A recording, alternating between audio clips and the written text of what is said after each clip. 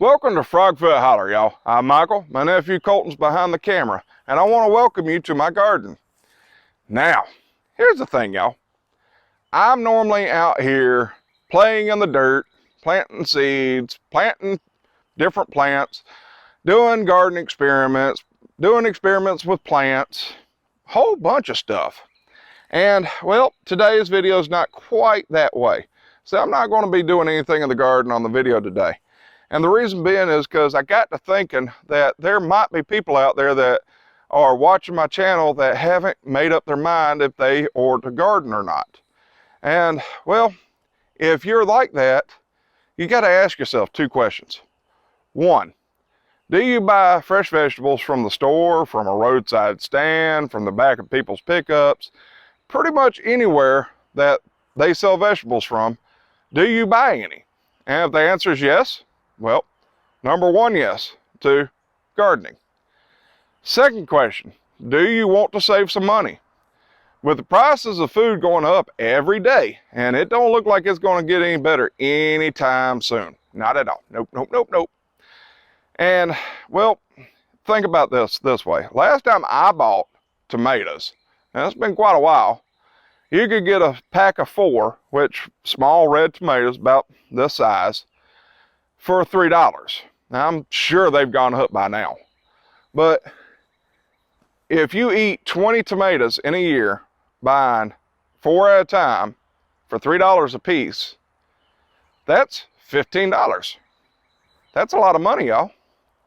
So how can growing your own vegetables counteract that? Well, if you get a pot from the Dollar Tree and you get a tomato plant from Lowe's or Home Depot, somewhere like that, that's going to run you about $5 total. $3 for the plant, or $3 or $4 for the plant, and then $1 for the pot at the Dollar Tree.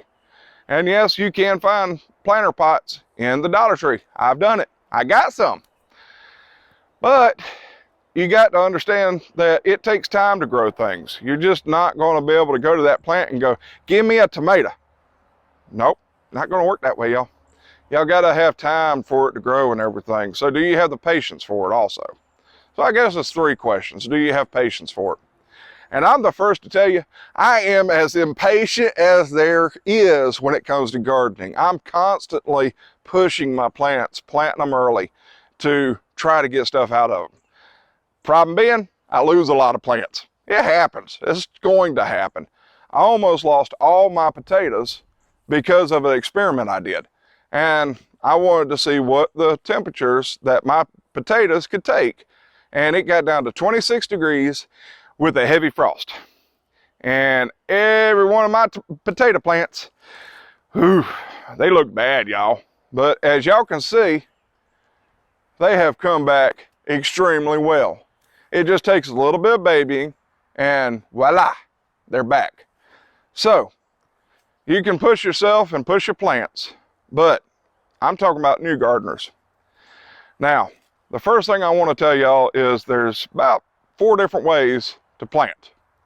You have in-ground plants, which I do, and that's literally where you till up an area of ground, break it up, and put in your garden. It's more the cheaper side, but labor intensive. Now, you also have the raised beds. Raised beds are really good, y'all. See, the thing about raised beds is you can choose the type of soil that you put in there. You can know what is in that soil, and you can amend it or work with it however you want to because you have a better knowledge. It takes time to understand what the ground is if you're doing in-ground gardening, what it's made of, what it reacts to, and how it works. Raised beds, as you're putting in the soil mixture, you pretty much know how it's going to do. But the drawback. The first part of making raised beds is it's labor intensive. Meaning you got to build them.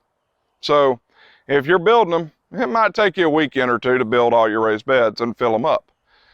2, money. Lord help y'all. Prices of lumber is going up. And it's not going down anytime soon either. So raised beds can cost money. And that's not always a good thing. You may not be able to do that. But if you are able to do that, the number one pro to raised beds, I think, in all time, is the fact they're raised. You don't have to bend over constantly to reach your plants. So that's a great thing to do.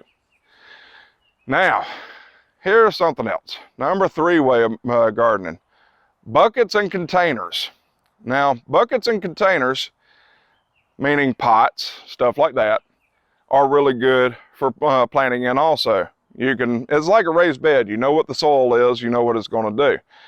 But it also takes a little bit of time to put everything together, but it's the cheaper side of raised beds. So it's kind of like the raised bed's little brother.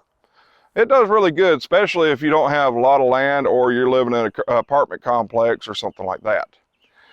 Now, what if you're living in one of those apartment complexes that all the room you have is, let's say, one little area in the corner or one little area on your balcony, something like that? Well, y'all ever heard of vertical gardening?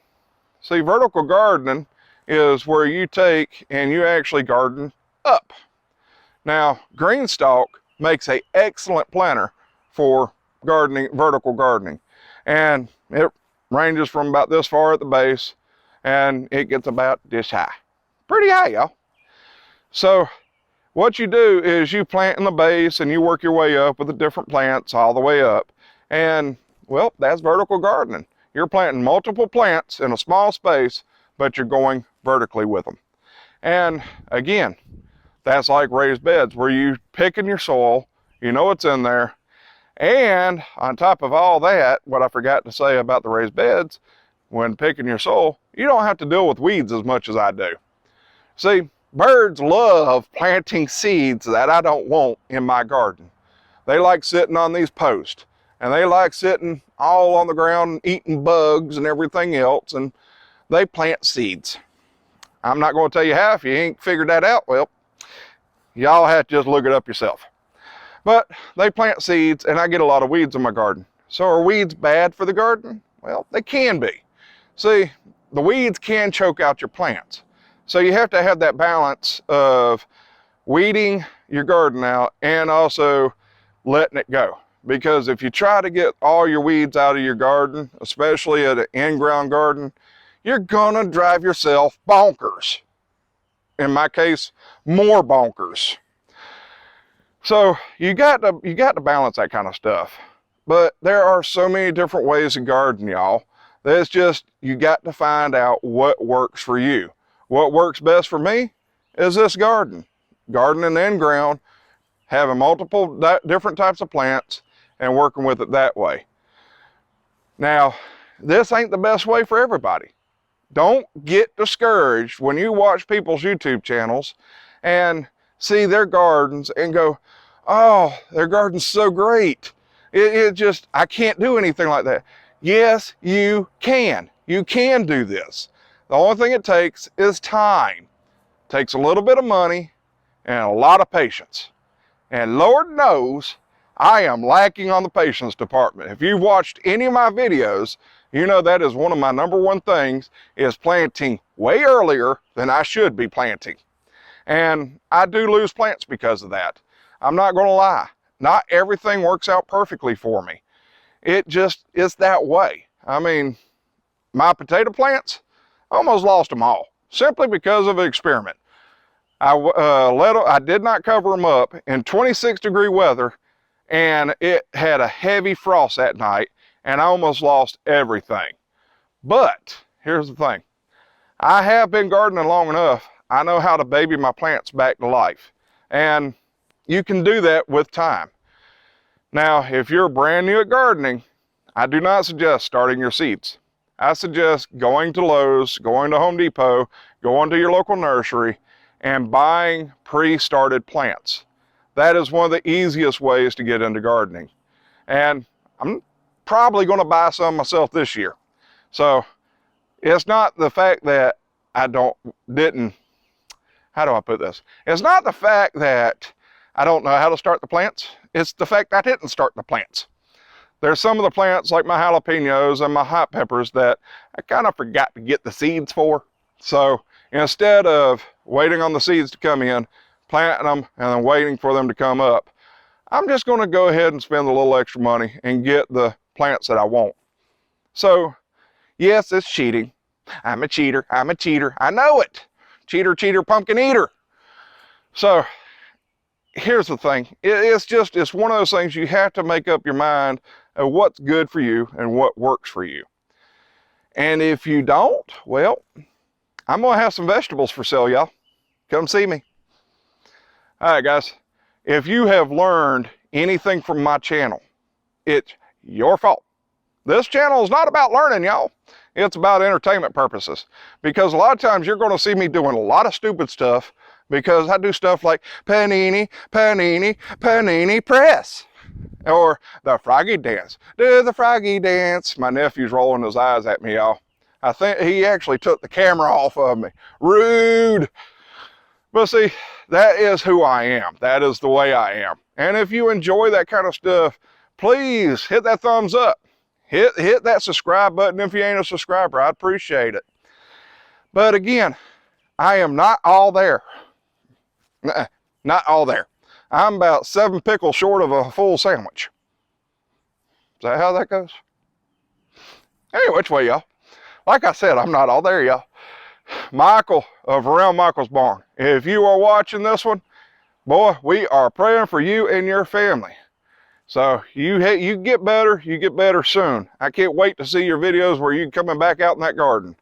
You're going to have a little bit of catching up to do, but you're going to do it. And I actually kind of envious the way you're doing your garden this year with that silage tarp. Man, I wish I had one of those. All right, guys, this has been Michael with Frogfoot Holler, doing the froggy dance. Y'all have a froggy day. Stupid.